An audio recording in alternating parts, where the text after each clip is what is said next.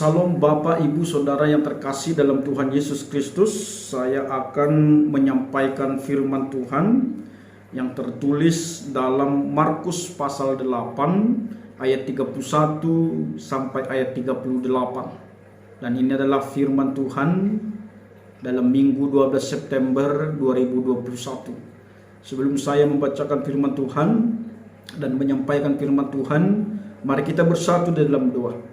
Terima kasih Tuhan buat kebenaran firman-Mu yang akan Tuhan perdengarkan bagi kami pada saat ini.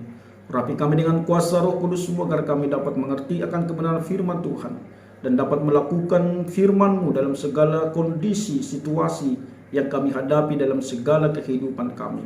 Terima kasih Tuhan, dalam nama Tuhan Yesus Kristus kami telah berdoa. Amin. Bapak, Ibu, Saudara yang terkasih dalam Tuhan Yesus Kristus, saya akan bacakan firman Tuhan bagi kita yang tertulis dalam Markus pasal 8 ayat 31 sampai ayat 38. Kemudian mulailah Yesus mengajarkan kepada mereka bahwa anak manusia harus menanggung banyak penderitaan dan ditolak oleh tua-tua, imam-imam, kepala, dan ahli-ahli Taurat, lalu dibunuh dan bangkit sesudah 3 hari. Hal ini dikatakannya dengan terus terang, tetapi Petrus menarik Yesus ke samping dan menegur dia. Maka berpalinglah Yesus dan sambil memandang murid-muridnya, ia memarahi Petrus, katanya, "Enyahlah iblis, sebab engkau bukan memikirkan apa yang dipikirkan Allah, melainkan apa yang dipikirkan manusia." Lalu Yesus memanggil orang banyak dan murid-muridnya dan berkata kepada mereka, "Setiap orang yang mau mengikut aku, ia harus menyangkal dirinya, memikul salibnya, dan mengikut aku. Karena siapa yang mau menyelamatkan nyawanya, ia akan kehilangan nyawanya. Tetapi barang siapa kehilangan nyawanya karena aku dan karena Injil, ia akan menyelamatkannya. Apa gunanya seorang memperoleh seluruh dunia, tetapi ia kehilangan nyawanya? Karena apakah yang dapat diberikannya sebagai ganti nyawanya? Sebab barang siapa malu karena aku dan karena perkataanku di tengah-tengah angkatan yang tidak setia dan berdosa ini, anak manusia pun akan malu karena orang itu, apalagi ia datang kelak dalam kemuliaan Bapanya diiringi malaikat-malaikat kudus." Demikian pembacaan firman Tuhan. Bapak, Ibu, Saudara yang terkasih dalam Tuhan Yesus Kristus, nats khotbah kita ini memberikan perenungan bagi kita bahwa berjalan bersama Yesus tidak menjamin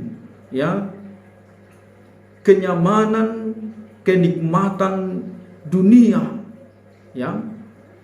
Berjalan bersama Yesus bukan artinya menjamin kita menerima kenikmatan di dunia ini. Kita jauh daripada pergumulan di tengah-tengah kehidupan ini. Maka Yesus pernah mengatakan ketika ada seorang mau mengikut Yesus, dia katakan dalam Lukas 9 ayat 58 dikatakan, Yesus berkata kepadanya, segala mempunyai liang dan burung mempunyai sarang, tapi anak manusia tidak mempunyai tempat untuk meletakkan kepalanya. Maka memang banyak orang percaya kepada Yesus, mau ikut Yesus, mau beribadah, mau aktif ke gereja, ada anggapan agar dia memiliki kenyamanan dalam menjalani kehidupan ini, ataupun dia terlepas daripada pergumulan dalam kehidupannya. Tapi ternyata itu bukan menjamin. Makanya banyak orang yang putus asa dan bahkan hanya kerajinannya menjadi kendor, dan dia tidak bersemangat lagi untuk aktif, untuk mungkin melayani, untuk datang beribadah, untuk membaca firman Tuhan dan lain sebagainya. Maka saudara yang terkasih, mari ungkapan iman kita kepada Yesus bahwa dia adalah Mesias, dia adalah juru selamat, itu akan membawa kita kepada kesetiaan walaupun apa yang kita alami dalam kehidupan kita. Kepercayaan kita kepada Yesus, pengakuan kita kepada Yesus bahwa Yesus adalah jalan keselamatan, bahwa apapun yang terjadi dalam kehidupan kita, kita harus tetap hidup dalam Yesus. Karena dalam Yesus ada keselamatan. Melalui Yesus kita diselamatkan. Melalui Yesus kita dibenarkan. Maka sebenarnya yang menjadi komit bagi kita adalah untuk tetap mengikut Yesus. Walaupun apa yang terjadi dalam kehidupan kita. Bukan kita memuji dan muliakan Tuhan agar sesuatu tidak terjadi dalam kehidupan kita. Maka saudara yang terkasih, mari. Ini adalah pembelajaran yang sangat penting bagi kita. Bagaimana, siapa Yesus, dan apa yang harus kita lakukan sebagai pengikut Kristus, dan sikap apa yang harus kita tunjukkan. Maka saudara yang terkasih, mari kita lihat ya, bagaimana Yesus sangat marah kepada Petrus. Padahal sebelum teks kita ini, Yesus merasakan sukacita karena Petrus satu-satunya orang yang pertama yang mengatakan bahwa Yesus itu adalah Mesias, yang dikatakan dalam ayat 30. Ya, dikatakan di sana. Lalu dikatakan ya, ayat 29, ia bertanya kepada mereka, tetapi apa katamu, siapakah aku ini? Maka jawab Petrus, engkau adalah Mesias. Ini yang dikatakan Petrus dalam ayat 29. Engkau adalah Mesias. Tapi ternyata ya, ketika Yesus mau menyampaikan penderitaannya kepada murid-muridnya, ternyata ada perubahan pengakuan tersebut. Maka ini mungkin kita juga sering berbeda pengakuan kita kepada Allah ketika kita dalam nyaman-nyaman saja, ketika apa yang kita inginkan kita terima, dibandingkan mungkin dengan pengakuan kita ketika kita dalam kegagalan. Ya, ini yang sering terjadi dalam kehidupan kita sebagai orang Kristen. Ya, ada perbedaan pengakuan kita ketika kita di dalam mungkin ya kita menerima apa yang kita inginkan, dan ketika kita di dalam kegagalan. Tapi yang Tuhan inginkan adalah walaupun kita dalam sukacita, walaupun kita dalam kegagalan, kita harus tetap mengaku, kita harus tetap percaya bahwa Yesus itu adalah Mesias, bahwa Yesus itu adalah juru selamat kita. Maka ini yang mempengaruhi sebenarnya kondisi apa yang kita alami dalam kehidupan kita. Maka saudara yang terkasih, mari ya, seharusnya Petrus benar-benar ya mengimani apa yang telah dia ungkapkan tadi. Tapi sesungguhnya ini berbeda dengan konsep yang mereka pahami tentang Mesias. Karena Mesias itu adalah orang yang mereka nanti-nantikan, yang sudah beratus-ratus tahun pada saat itu. Dan pemahaman mereka, Mesias itu adalah orang yang tidak bisa dikalahkan, ya. Dan mereka menantikan Mesias itu adalah membawa perubahan dalam kehidupan mereka, seperti kejayaan pada kerajaan Daud pada saat itu. Maka Petrus sangat heran ketika Yesus mengatakan penderitaannya, dia akan mati. Ya. Maka sering kematian itu yang terngiang bagi, padahal dikatakan dia akan bangkit. Ya. Ini sering yang terjadi dalam kehidupan kita. Karena kita fokus kepada penderitaan, kita lupa bahwa ternyata Allah mampu memberikan kekuatan bagi kita untuk melepaskan penderitaan itu. Ya. Karena kita fokus kepada penderitaan, kita lupa ada Allah yang maha kuasa yang selalu menyertai kita. Maka saudara yang terkasih, mari melalui firman Tuhan ini kita belajar bahwa ternyata kita harus tetap percaya kepada Tuhan. Ya, kita harus tetap mengimani dan melakukan apa yang kita percayai, yaitu iman percaya kepada Yesus. Maka saudara yang terkasih, mari kita lihat ya, Petruslah yang pertama yang menyatakan bahwa Yesus adalah Mesias dalam ayat 29. Seharusnya ketika Petrus berkata bahwa Yesus adalah Mesias, hal ini menunjukkan bahwa ia telah mengenal Yesus sangat dekat. Ya. Akan tetapi pada perikop kita ini memperlihatkan bahwa Petrus juga tidak benar-benar mengenal Yesus. Sebab ia tidak tahu apa yang Yesus lakukan. Ya, jika kita berpikir secara manusiawi, maka dapat dikatakan bahwa Petrus sedang memperlihatkan tanda kutip kasihnya kepada Yesus. Artinya bahwa ia tidak ingin Yesus mati, tetapi ia belum mengenal yang sebenarnya sehingga ia berkata kepada Yesus. Ya, kita lihat apa yang dikatakan dalam ayat 33b dikatakan, "Enyahlah iblis, sebab engkau bukan memikirkan apa yang dipikirkan Allah, melainkan apa yang dipikirkan manusia." Inilah pikiran manusia. Sedangkan pikiran manusia tentang Allah, pikiran manusia tentang kehidupan ini, kalau boleh jangan ada pergumulan. Tapi ternyata ketika kita masih di dalam dunia ini, ternyata kita harus menghadapi pergumulan. Maka ini sering membuat kita, apa yang dikehendaki Tuhan, apa yang telah diperintahkan Tuhan, apa yang telah difirmankan Tuhan, kita sering mengabaikan itu dalam kehidupan kita. Maka saudara yang terkasih, mari di sini kita lihat bahwa Allah, atau kita lihat Yesus menegur Petrus dengan keras. "Enyahlah kau iblis." Di sini kita lihat iblis sering mau menghalangi rencana Allah dalam Yesus untuk menyelamatkan dunia ini. Iblis sering menawarkan seolah-olah itu hal yang baik. Padahal itu adalah tidak seturut dengan kehendak Tuhan. Maka saudara yang terkasih, mari kita harus tetap yakin dan percaya bahwa Yesus itu adalah Mesias. Walaupun dia mengalami kematian, kematiannya itu adalah merupakan bukti kasihnya kepada kita. Dan kematiannya di kayu salib itu adalah pengampunan dan penghapusan akan dosa dan pelanggaran kita. Kematiannya bukanlah kelemahannya, tapi kematiannya menutupi kelemahan kita, agar kita tidak lemah lagi dalam dosa, tapi kita dikuatkan untuk melawan segala dosa dan rencana keinginan daripada iblis. Maka saudara yang terkasih, mari dalam kehidupan kita, dalam ayat 34 dikatakan, jelas dikatakan bahwa setiap orang yang mau mengikut dia harus menyangkal diri, memikul salib dan mengikut dia.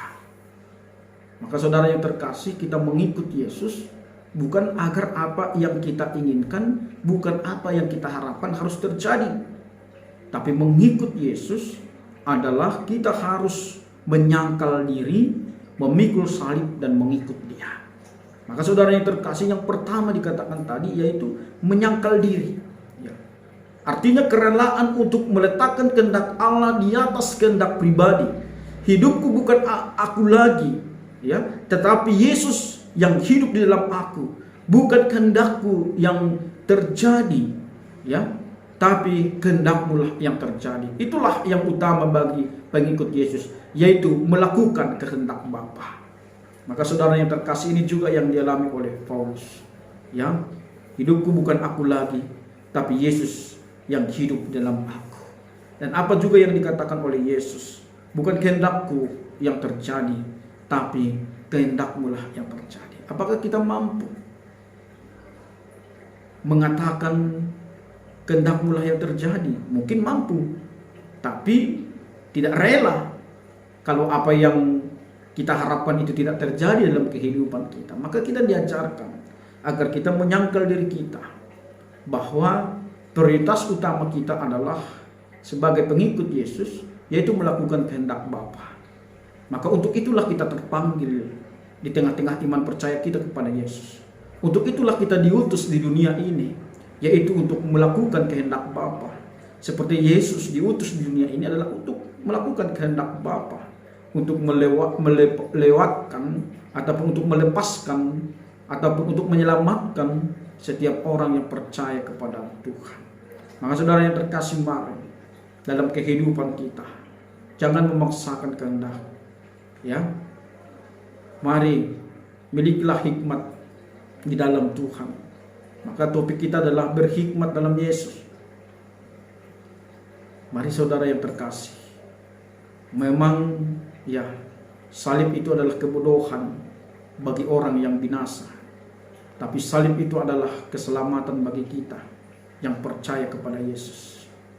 Banyak orang yang mengatakan kita adalah orang yang edan, orang yang bodoh, karena percaya kepada Yesus yang disalibkan. Maka saudara yang terkasih, yang dapat memahami itu hanyalah orang yang memiliki hikmat daripada Tuhan, yang dapat percaya bahwa Yesus itu adalah Mesias, bahwa Yesus itu adalah Allah yang datang ke dunia ini menyelamatkan kita melalui kematiannya di kayu salib. Itu hanya bisa diimani orang yang memiliki hikmat daripada Tuhan. Maka saudara yang terkasih, mari milikilah hikmat, berhikmatlah dalam Yesus. Maka segala apa yang dilakukan Yesus itu akan kita imani adalah untuk kebaikan kita. Ya, apa yang dilakukan oleh Yesus di dunia ini adalah untuk kebaikan kita. Dia rela menderita demi kebaikan kita. Dia rela menderita untuk keselamatan kita. Maka saudara yang terkasih, mari, walaupun banyak orang yang mencemooh bahwa Yesus itu adalah bukan Allah, ya, tapi kita mari imani. Karena ya, salib itu memang kebodohan bagi orang yang akan binasa, tapi salib itu adalah keselamatan, kemenangan bagi orang yang mau diselamatkan. Maka saliblah satu-satunya jalan Allah untuk menyelamatkan kita dari keberdosaan kita. Kenapa? Upah dosa adalah maut. Ketika Allah mau menyelamatkan kita, menghapus segala keberdosaan kita, maka Dia mau mati untuk kita. Ini tadi, Allah tidak suka yang instan-instan, tapi ada proses. Karena Allah kita adalah Allah yang adil. Ya, Allah kita adalah Allah yang adil. Di dalam saliblah kita melihat keadilan dan kasih Tuhan. Keadilan menuntut ya hukuman, tapi kasih kadang yang menuntut belas pelepasan. Ya, maka saudara yang terkasih, dalam saliblah kita bisa melihat keadilan Allah dan kasih Allah. Allah kita adalah adil. Upah dosa adalah maut, maka Dia harus melalui maut untuk melepaskan kita daripada dosa. Allah kita adalah Allah kasih, maka Allah tidak menginginkan kita binasa, maka Dia akan mengutus anaknya Yesus Kristus melepaskan kita agar setiap orang yang percaya kepada Yesus Kristus tidak binasa, tapi memperoleh kehidupan yang kekal. Karena apa? Karena rencana Tuhan adalah rencana damai sejahtera. Maka segala sesuatu Tuhan lakukan agar kita hidup di dalam damai sejahtera dan di dalam keselamatan. Maka saudara yang terkasih, sungguh-sungguhlah percaya kepada Tuhan. Mari kita menyangkal diri kita, bukan memaksakan kehendak kita, tapi kehendak Tuhanlah yang terjadi dalam kehidupan kita. Karena kehendak Tuhan yang terjadi dalam kehidupan kita, itulah sesungguhnya sukacita kita, dan itulah yang membawa kita kepada keselamatan. Baru yang kedua dikatakan, ya, pikullah salib, memikul salib, ya, menanggung penderitaan atau ketidaknyamanan karena kita melakukan perbuatan baik, karena kita ya melakukan kehendak Allah dan bukan karena berbuat dosa. Kita ingat tadi, ya, pergumulan itu bukan karena kesalahan kita, pergumulan itu bukan karena dosa kita, tapi pergumulan itu adalah karena kebenaran yang kita nyatakan, yang kita sampaikan. Karena banyak juga orang yang membenci kita karena mengatakan kebenaran, melakukan kebenaran. Karena banyak orang di sekeliling kita yang menyukai ketidakbenaran.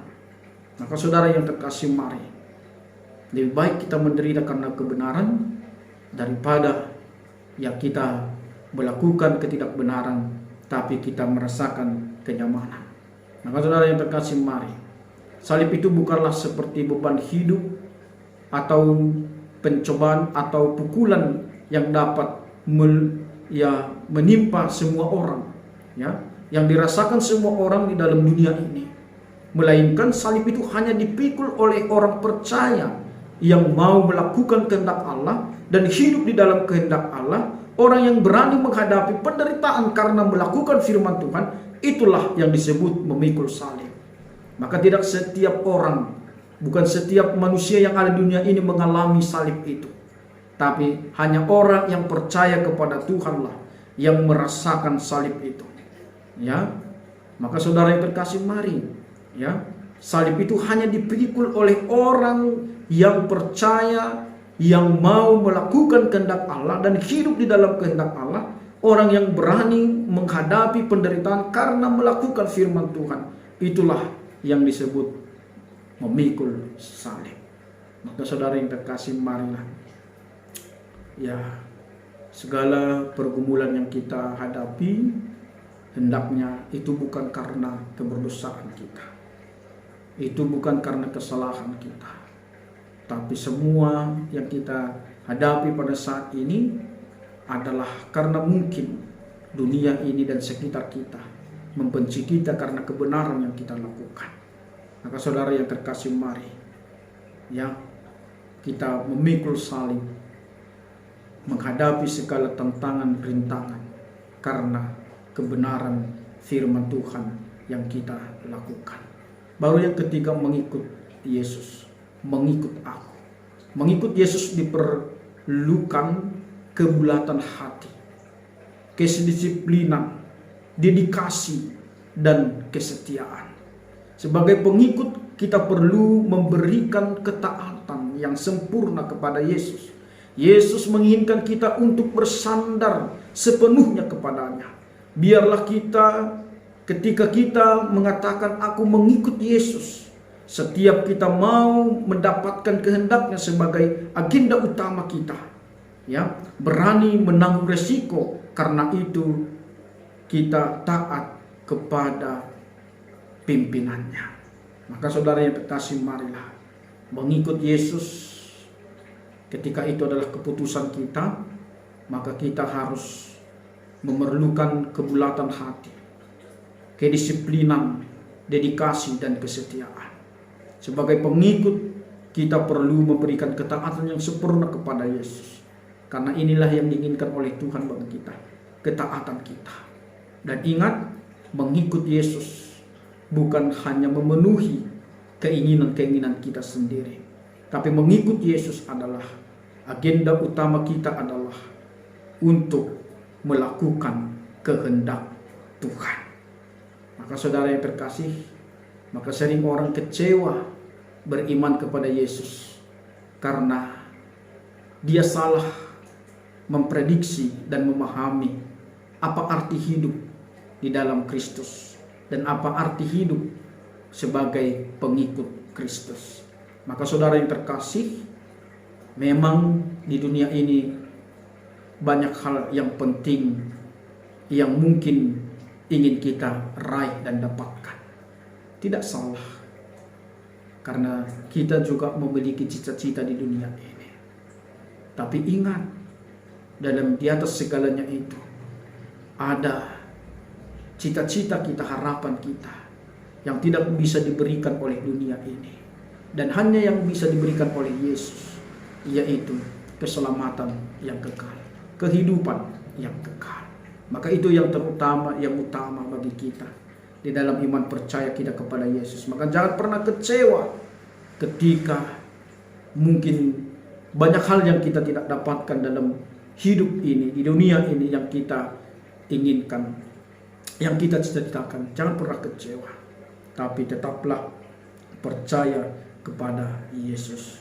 Dan dikatakan dalam ayat ya 36 sampai ayat 37, dikatakan ya bahwa perkataan Tuhan Yesus ini merupakan jaminan bahwa orang yang mengorbankan sesuatu demi Injil, ya, kita dikatakan, ya, saya akan bacakan ayat ya 35, karena siapa mau menyelamatkan nyawanya, ia akan kehilangan nyawanya, tetapi barang siapa kehilangan nyawanya karena aku dan karena Injil, ia akan menyelamatkannya.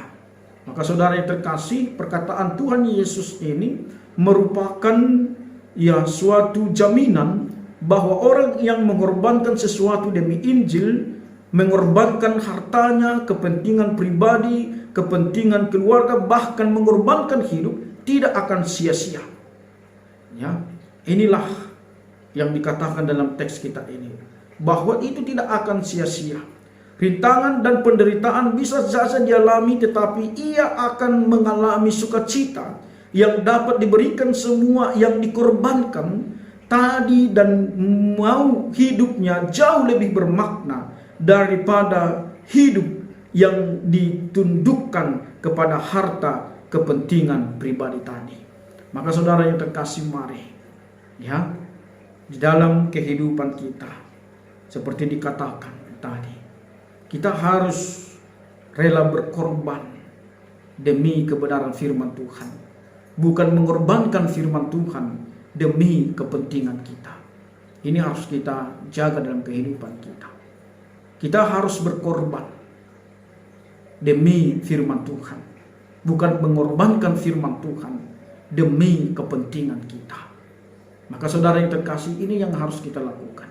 Kita harus berani mengorbankan apa yang kita miliki, mengorbankan keinginan kita demi melakukan keinginan Tuhan dalam kehidupan kita. Maka yakin, percaya, kita tidak akan mendapatkan kesia-siaan, tapi justru ketika kita mengorbankan kepentingan pribadi kita demi kepentingan Tuhan, maka itu akan membuat kita makin bermakna, makin bersuka cita dalam kehidupan kita. Karena apa? Karena apa yang kita korbankan tadi, dan hidup kita akan jauh lebih bermakna daripada apa yang kita harapkan tadi, dari apa yang kita pentingkan secara pribadi. Maka saudara yang terkasih, mari, sekali lagi kami katakan, mari kita mengorbankan mungkin kepentingan pribadi kita demi kepentingan Tuhan di dalam kehidupan kita. Hidup dalam kerelaan berkorban, kehilangan, menderita demi Injil ataupun demi kebenaran firman Tuhan adalah hidup yang dibuktikan untuk suatu kerajaan yang kekal. Maka hidup seperti itulah yang dapat bertahan untuk selama-lamanya. Maka orang yang tidak mau berkorban tadi, dia hanya hidup di dalam kehidupan yang sementara, tapi dia tidak sampai kepada kehidupan yang kekal. Maka saudara yang terkasih, sering orang mengatakan orang yang percaya hidup 2 kali, mati sekali. Tapi orang yang tidak percaya hidup sekali, mati 2 kali. Maka saudara yang terkasih, yang mana kita pilih? Hidup 2 kali dan mati sekali, atau hidup sekali dan mati 2 kali? Maka saudara yang terkasih, mari, sekali lagi dikatakan, hidup dalam kerelaan berkorban, kehilangan, menderita demi firman Tuhan adalah hidup yang dibaktikan untuk suatu kerajaan yang kekal. Maka hidup seperti itulah yang dapat bertahan untuk selama-lamanya.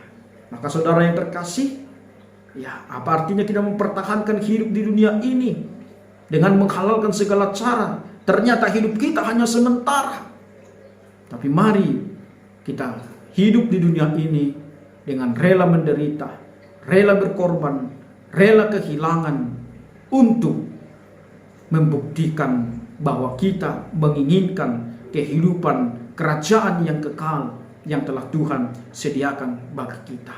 Maka saudara yang terkasih, lebih lagi ditekankan dalam ayat 36, apa gunanya seorang memperoleh seluruh dunia tetapi ia kehilangan nyawanya? Karena apakah yang dapat diberikan sebagai ganti nyawanya? Ini lebih jelas dikatakan, saudaraku yang terkasih. Sekali lagi saya bacakan. Apa gunanya seorang memperoleh seluruh dunia tetapi ia kehilangan nyawanya? Karena apakah yang dapat diberikannya sebagai ganti nyawanya? Ini menjelaskan hidup manusia jauh lebih berharga daripada semua harta yang kita miliki. Walaupun untuk itu sudah berupaya, ya, walaupun ya milik itu sudah berupa seluruh dunia, hidup dapat membuat harta milik, sedangkan harta milik tidak dapat membuat hidup. Ya, ini yang harus kita renungkan. Hidup dapat membuat harta milik, ya, karena hidup kita bisa memiliki segala sesuatu, tapi ingat, bukan segala sesuatu yang membuat kita terus hidup. Ini harus kita ingat, ya. Hidup atau kehidupan mungkin bisa membuat kita memiliki segala sesuatu di dunia ini, tapi segala sesuatu tidak bisa mempertahankan kita hidup terus di dunia ini.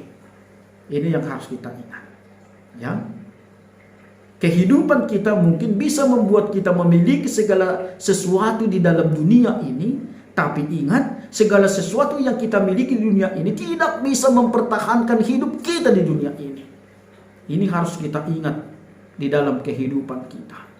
Maka ini yang ditegaskan, yang dikatakan oleh Yesus, sebagaimana Yesus berkata di dalam Lukas 12, ya, Lukas 12 ayat 15 dikatakan, katanya lagi kepada mereka, berjaga-jagalah dan waspadalah terhadap segala ketamakan, sebab walaupun seorang berlimpah-limpah hartanya, hidupnya tidaklah tergantung daripada kekayaannya.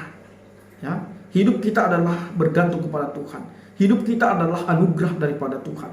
Dan dikatakan dalam Lukas 12 ayat 20 sampai ayat 21, tetapi firman Allah kepadanya, hai engkau orang bodoh, pada malam ini juga jiwamu akan diambil daripadamu, dan apa yang telah kusediakan untuk siapakah itu nanti? Demikianlah jadinya dengan orang yang mengumpulkan harta bagi dirinya sendiri, jikalau ia tidak kaya di hadapan Allah.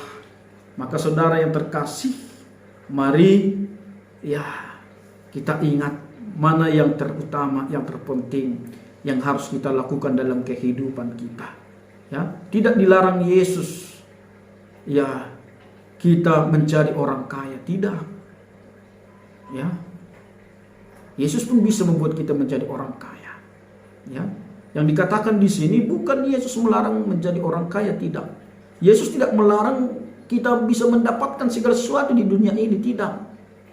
Tapi ingat, jangan karena segala sesuatu yang ada di dunia ini kita kehilangan hidup di dalam Kristus.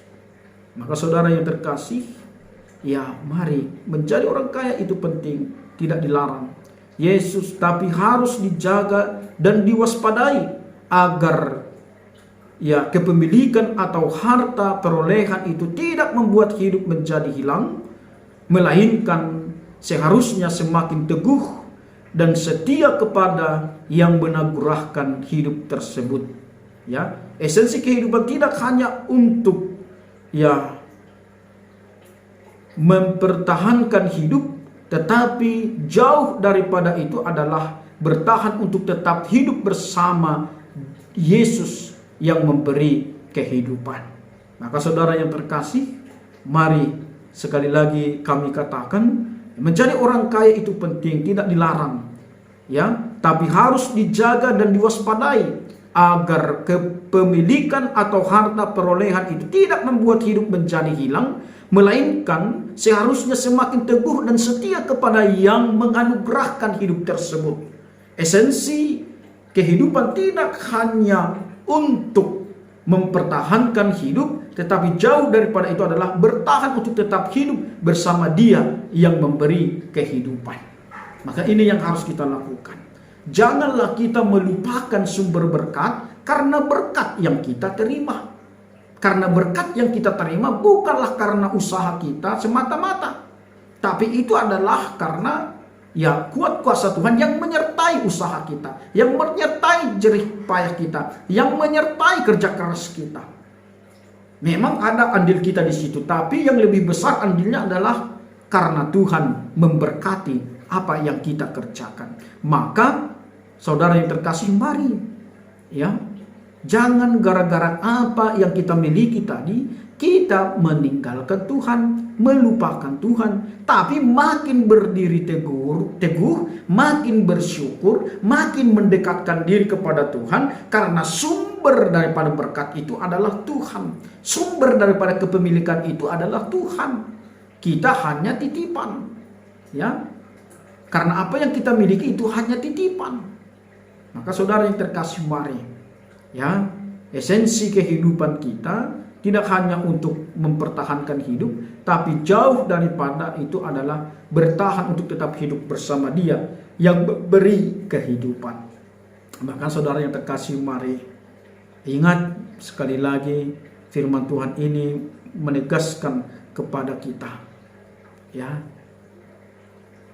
apalah artinya dunia ini kita miliki kalau dikatakan tadi, ya, kita kehilangan kehidupan ini. Ya, dikatakan tadi, apalah artinya? Ya, sekali lagi saya katakan, apalah gunanya seorang memperoleh seluruh dunia tapi ia kehilangan nyawanya. Maka saudara yang terkasih, marilah, ya, dalam kehidupan kita yang terpenting adalah kita harus tetap hidup di dalam Tuhan. Kita harus tetap mendekatkan diri kepada Tuhan. Kita harus memiliki Tuhan dalam kehidupan kita, agar kita sampai kepada kekekalan yang telah disediakan bagi setiap orang yang percaya kepada Tuhan. Maka saudara yang terkasih, mari di dalam kehidupan kita, yang terpenting dan terutama adalah selalu hidup bersama dengan Tuhan. Karena ketika kita hidup bersama dengan Tuhan, itulah sukacita kita yang kekal, dan itulah sukacita kita yang sesungguhnya. Maka saudara yang terkasih, mari dikatakan juga dalam ayat 38, sebab barang siapa malu karena aku dan karena perkataanku di tengah-tengah angkatan yang tidak setia dan berdosa ini, anak manusia pun akan malu karena orang itu apabila ia datang kelak dalam kemuliaan Bapanya diiringi malaikat-malaikat kudus. Dikatakan saudara yang terkasih, bila mana Yesus datang dalam kemuliaannya, ia akan setia kepada orang yang setia kepadanya. Yesus tahu bahwa akan datang masa sulit bagi murid dan bagi orang yang percaya. Jika dalam keadaan begini mereka malu menyatakan, menunjukkan iman percaya mereka kepada Yesus, maka ia tidak akan bisa berharap untuk memperoleh tempat yang terhormat, yang mulia bila Yesus datang. Maka saudara yang terkasih, ini yang diingatkan oleh Yesus. Memang, ya, Yesus tahu apa yang akan terjadi bagi murid-muridnya. Pasti banyak tantangan yang mereka hadapi karena Yesus. Tapi Tuhan mengatakan jangan pernah malu untuk menyaksikan, bersaksi tentang Yesus. Jangan pernah malu untuk mengikut dan percaya kepada Yesus. Karena apa?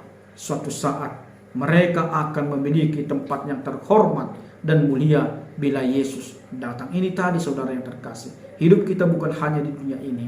Ada hidup yang kita tuju, yaitu kehidupan yang kekal, yang mulia dan yang terhormat yang telah Tuhan sediakan bagi kita. Walaupun terkadang mungkin di dunia ini kita tidak terhormat, tapi mari suatu saat kita akan terhormat di tempat yang mulia yang telah Tuhan sediakan bagi kita. Maka jangan pernah malu untuk bersaksi tentang Yesus. Jangan pernah malu untuk percaya kepada Yesus. Walaupun mungkin sering kita diolok-olok, ya, karena pada kisah para rasul juga, ya, pengikut Yesus itu adalah merupakan, orang Kristen itu adalah merupakan ejekan pada saat itu.